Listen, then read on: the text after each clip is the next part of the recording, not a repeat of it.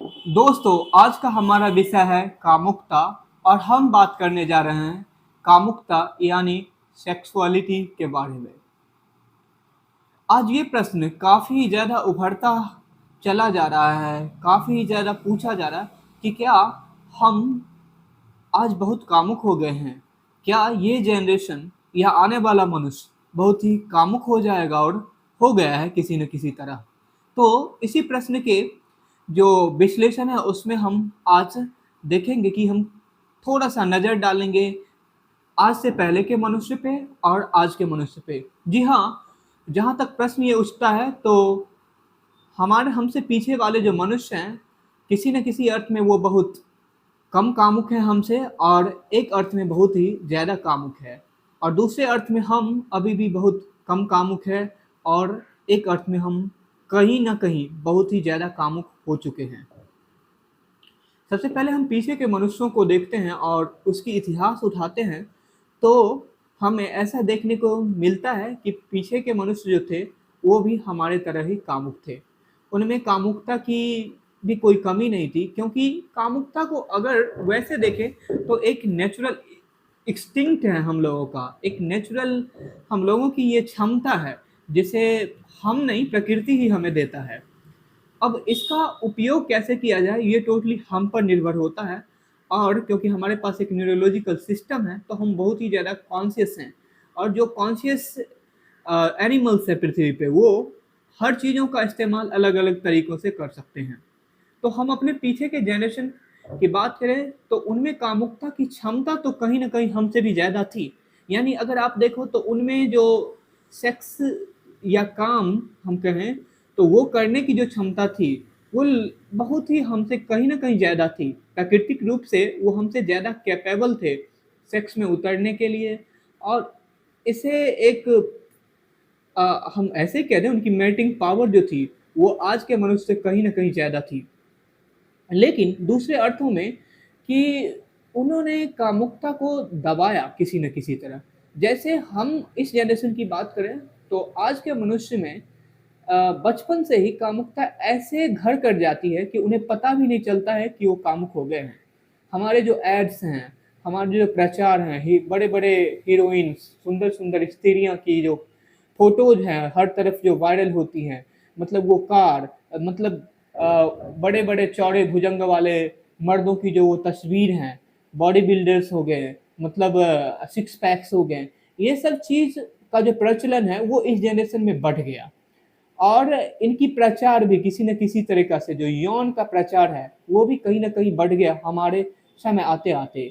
और ये ऐसे हुआ जैसे कि हमें कुछ लगा भी नहीं कि ये कुछ ख़ास हो रहा है क्योंकि बचपन से ही हम जब छोटे थे तभी से हम अपने टेलीविज़न्स में स्त्रियों के वो क्या कहते हैं बड़ा देखा करते थे। जब हम बचपन से ही कोई भी चीज़ अपने आस-पास सिनेमाज़ देखते थे, तो उसमें जो हीरोइन्स होती थी यानी हम कह दें अभिनेत्रियाँ, उन्हें कुछ इस तरीक़ा से डिज़ाइन किया जा सके कि वो थोड़ा ज़्यादा अट्रैक्टिव लगें, उनकी ब्रा का दिखना अ, उनके जो क्लीवेज है उनका दिखाना, ये सब चीज़ मतलब आम-सी हो गई और ये सब चीज़ हमें ऐसे साधारण-सी मालूम पड़ी, ऐसे कामुकता की तरफ धकेल दिया कि हम समझ ही नहीं पाए कि कब कामुक हो गए। हम तो अपने आप को अभी भी नॉर्मल ही फ़ील करते हैं और नॉर्मल ही समझते हैं हर चीज़ों को।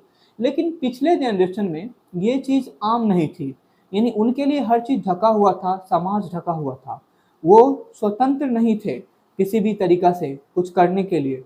हाँ, अगर आप उस जनरेशन में भी उन लोगों पे नज़र डालें, जो कि स्वतंत्र थे इस कामों के लिए, जैसे कुछ आपके अय्याशी लोग हैं इतिहास में, अमीर लोग, राजा, कुछ ऐसे राजा हुए हैं, वो सारा ज़िंदगी अपना अय्याशी में ही गुज़ार दिए। उनमें देखिए तो उन्हें देखने के बाद कुछ समाज में और भी ऊपर तबके के लोग हुए, हालाँकि समाज बहुत ढका हुआ था, कुछ भी पता नहीं चलता किसी को। कुछ लोग जो समाज के ऊपर तबके पे थे या जहाँ भी थे, ये कामुक लोग हर जगह होते हैं, हर लेवल पे होते हैं। तो उनमें भी ये विद्यमान थी, लेकिन बहुत कम लोग कामुक थे, बहुत ज़्यादा लोग दबाने वाले थे, आज से पहले के मनुष्य के समाज में। लेकिन आज ऐसा नहीं हुआ। आज हमें हमारे जो विज्ञान है, आज हमारी जो टेक्नोलॉजियाँ हैं, वो हमें वहाँ लाके खड़ा कर दिए हैं जहाँ हमारे साथ हम हमारे पास सारा कुछ अवेलेबल है, सारी इन्फॉर्मेशंस हैं, सारे वो सुविधाएँ हैं, हम आज किसी से भी कहीं भी स्वतंत्र रूप से समाज में मिल सकते हैं, हम जो चाहे वो कर सकते हैं। लेकिन पहले के मनुष्य में ऐसा नहीं था। मनुष्य में, समाज में एक तो जनसंख्या कम थी और हर लोगों की नज़र हर लोगों पे टिकी हुई थी कि कौन कहाँ जा रहा है, कौन क्या कर रहा है। लेकिन आज ये सब चीज़ गायब हो गई, क्योंकि हमारी जनसंख्या इतनी बढ़ गई है, हम इतने अपने ज़िंदगी में व्यस्त हो गए हैं, यानी हम इतना अनकॉन्शियस हो गए हैं कि अब हम इन सब चीज़ों का ज़्यादा ख्याल नहीं रखते हैं। और इसी के कारण ये जो स्वतंत्रता है जो मिली हमें, उसके कारण ज़्यादा हम लोग कामुकता का लाभ उठा रहे हैं।